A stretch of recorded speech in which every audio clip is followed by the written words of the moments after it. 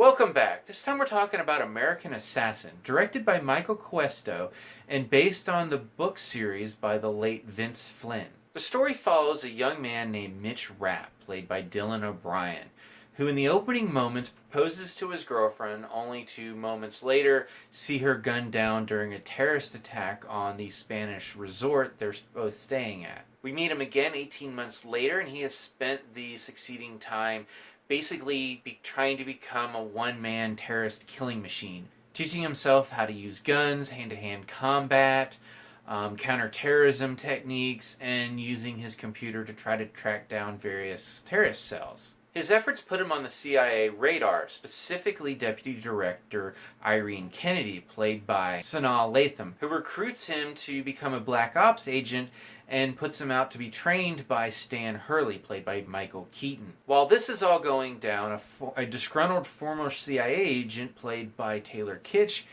is trying to get his hands on nuclear material to make an atom bomb to get back at his former masters. I've never read any of the books in this series. American Assassin is actually based on, I think, like the 13th book in the series, but that book was a prequel telling the story of how Mitch Rapp became a counterterrorist agent. So it makes sense that they used it as the launching pad for a potential franchise.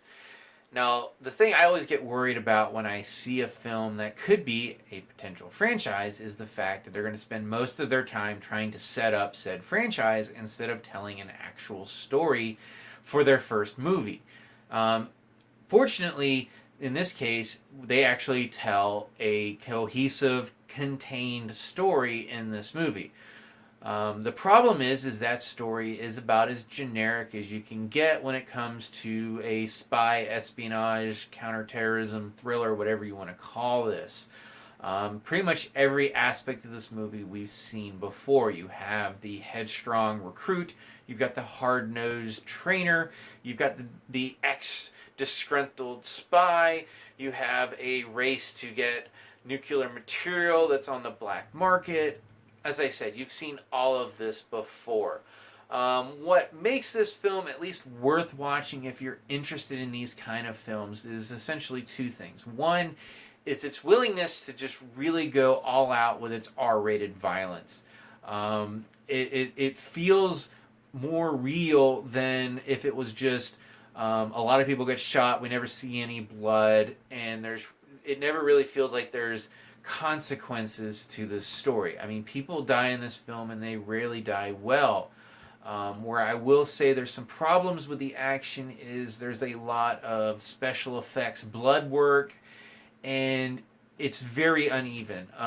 The opening sequence on this beach resort was actually done very well. There's a few times where it's very obvious CG blood sprays, but they really do a pretty decent job. Later in the film, people get shot, and it's sort of hit or miss on whether the effects look real or not. My other real issues are with the story itself. As I said, it's very generic. And my main issue is specifically with the character of Irene Kennedy, the deputy director. She's essentially what I sort of call the facilitator. Her character basically exists to ensure that the story goes the way it's supposed to go. We have Mitch. He is a very angry individual. He wants revenge. He's not looking to save America or complete the mission or anything else. He just wants to get back at the people who killed his girlfriend. And that's fine and good, but at some point he needs to learn some control. There has to be sort of a character arc for him where he has some growth. I never saw that growth in this film, and the reason his constant disobedience does not get him thrown out of the program is because we have Irene there to facilitate the story and ensure that he is going to stay with the program throughout this movie, and I don't really consider this a spoiler.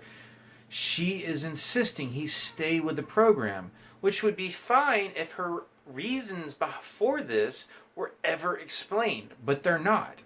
And then there's a point in the movie, again, I'm not going to spoil it, where she needs to change her mind to, again, make sure the story goes in the direction it needs to go.